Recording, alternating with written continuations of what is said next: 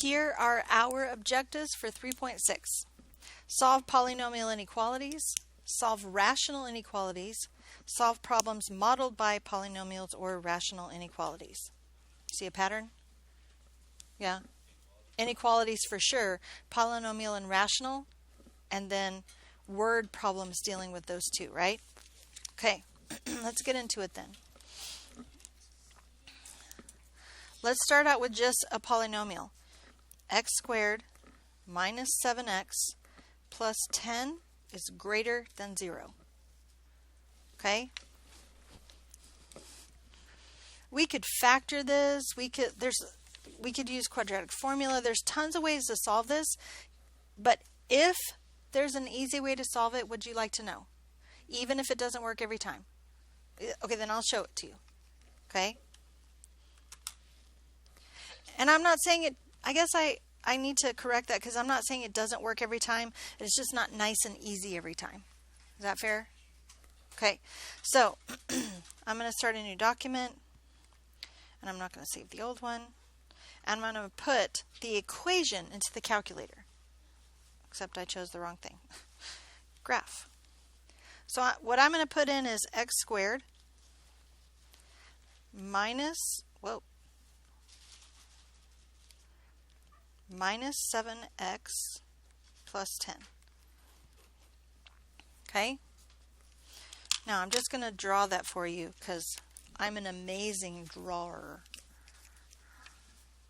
Not really, but that's fine.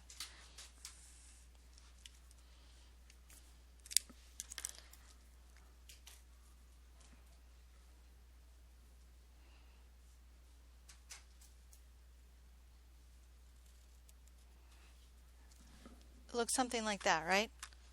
It goes through 2 and it goes through 5. Is that what yours looks like? Okay.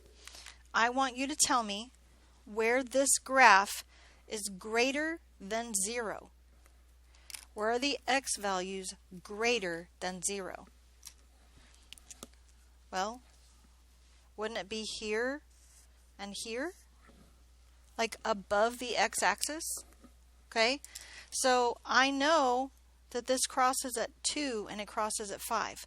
So when I go to write my answer, I say x is less than 2, right here, because it's everything to the left of 2, right? So less than 2, or what? X is greater than 5. Okay?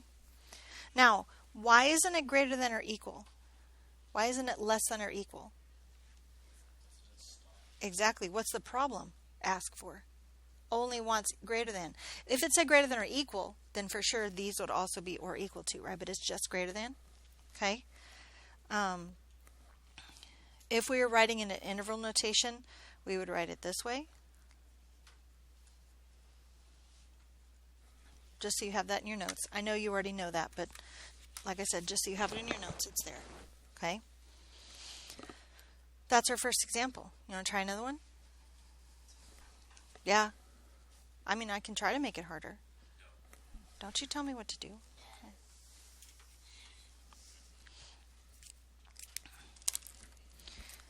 4x squared is less than or equal to 1 minus 2x. 4x squared is less than or equal to 1 minus 2x. Now, what shape is this going to make? Parabola, because it is a quadratic, right? It's a squared. So if that's true, what do we need to get it equal to? Or inequalitied to. We need to get to 0, right? So I need to move everything to one side. I know it would be easier to move this because it's only one thing, but then that makes our a negative and we don't like that. Okay? So let's subtract 1 and let's add 2x to both sides, which gives us x squared plus 2x minus 1 is less than or equal to 0. But remember, for the record, it does not matter what side we put it on. You just know that I like to keep my a's positive. Okay? Now, up here on this one we just did, could I have factored that? Could I have said x minus 2, x minus 5, and then said, well, x is 2 and x is 5? That's kind of how in my head I knew it crossed at 2 and 5. We could have done the intersection or the 0, right, to figure that out. But we're too smart for that, right? Yeah, we are. Okay. So can we factor this? What multiplies to be -4 and adds to be 2? Uh-oh. Yeah, I don't know either. Okay, so if it's a quadratic and we can't factor it, how else could we try to solve it?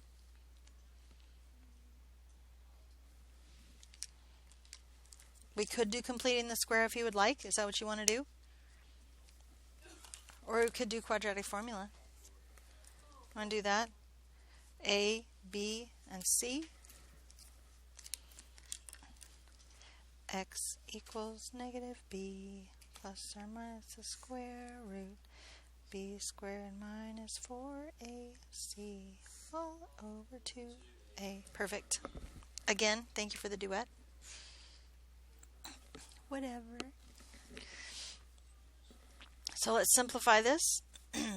-2 plus or minus the square root of, well, 2 squared is 4.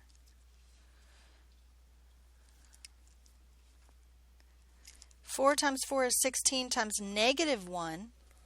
So I got 4 minus a -16, which is plus, right? So I end up with the square root of 20 over 8. Everybody with me so far? So I can simplify this further because while I don't know the square root of 20, I do know the square root of 4, right? And I know that 20 is really 4 times 5. Remember that? So I've got -2 plus or minus, what is the square root of 4? 2, and I can pull that out front. What is the square root of 5? I don't know either. Over 8. I could factor out a -2 from the numerator, and since I know I can do that, I can also simplify with the denominator with a 2. When I do that, I get x equals what? -1 plus or minus 1 root 5 over 4. Except remember, what am I trying to find? I'm trying to find endpoints of a graph, right? To know if it's in the middle or if it's in the outside. That doesn't mean anything to me, does it? So this is definitely one of those situations where I need to put this into my calculator to find the decimal value here. Okay? Okay. So I want to say -1. I'm just going to do plus first because it doesn't like for me to do it at the same time. The square root of 5 over 4. So that gives me 0.309. So I'm going to say approximately 0.309. I'm rounding to 3. Is that okay? What's that called, by the way? Tenths, hundredths, thousandths, right? So I'm rounding to the thousandths. Then I have one more to do. What's the other one I have to do? Subtract. So I could push everything in again if I want to, or I can go up here, like highlight that and press enter. And that just pulls it down for me, and I just have to go over here and change this to a minus. Okay. When I do that, I get a -0.809. 0.809.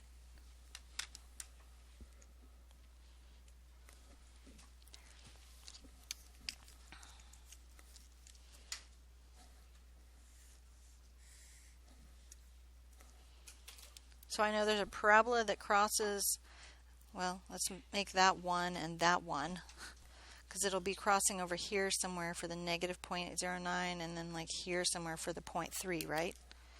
So it'll look something like this. Not exactly, but we're just trying to get a general idea, right? Okay. So now what? Well, if I put 4x squared plus 2x minus 1, that should give me the graph, right? Now I made my scale a lot bigger, so it looks a little bit different than there, but you can see it's really still kind of the same, right? So I'm trying to figure out where the value of the graph is less than or equal to 0. Well, where is that happening? In the middle this time, right? Before it was on the outside because I was looking for greater than 0. Now I'm looking for less than 0. So it's below it, so it's in between the 2 points. So I would say negative 0.809 is less than x is less than 0.309. Is that correct? Or no? Why not? Absolutely. Less than or equal, right? We got to look back to what we what we started with. Okay? So if I was putting it in interval notation, what would it look like? So negative 0.809 comma 0.309, and what would be on the outside of each one? Definitely a bracket, right? Not a parentheses, because parentheses would be as if it was just less than, right? Correct. It is equal to, so we have the or equal to. Okay, we have the bracket. Any questions so far? So those are what it's like. Where's my objectives? That's what we're talking about if we're talking about polynomial inequalities. Okay? Rational inequality. Blah, blah, blah. Rational inequalities. Do you remember what a rational equation means? An equation written as a fraction, right? A rational equation would be an equation written as a fraction. Okay? So it'll look more like this. 3x plus 3 over 2x plus 4 is greater than 0. Well, what's worked so far for us? Doing what first? Graphing it, right? So let's graph it, see what it looks like.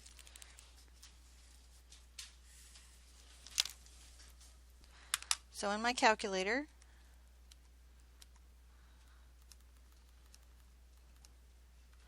I've got a fraction. In the numerator, I have 3x plus 3, and in the denominator, I have 2x plus 4. Is that what yours looks like? Okay, so guys, what's happening right here?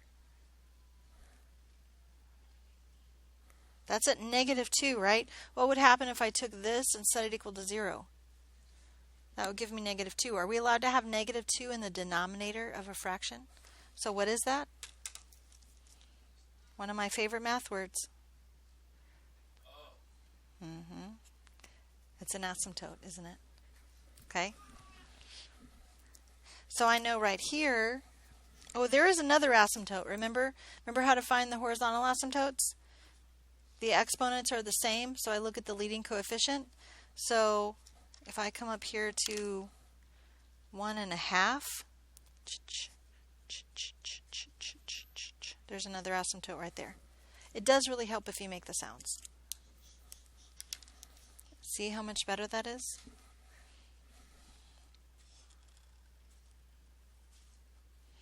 So it looks like that, and like that. Yeah? So what am I trying to figure out? Where is that graph greater than 0? Well, look at it. Where is it greater than 0? 0 is here, so it's greater than 0 here and here, right? Isn't that all greater than 0? Okay. So basically it's just not this part right here, right? That's the only part that's not greater than 0. Everything else is, right? So we would have to say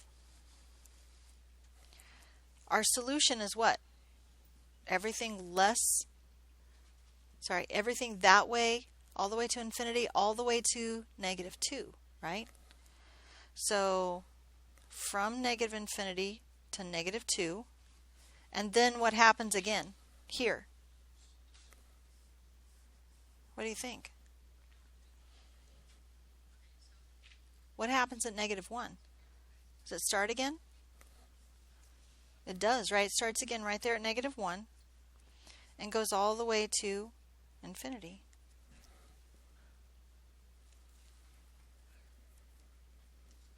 Now we know ahead of time that our domain for this function is from negative infinity to negative 2,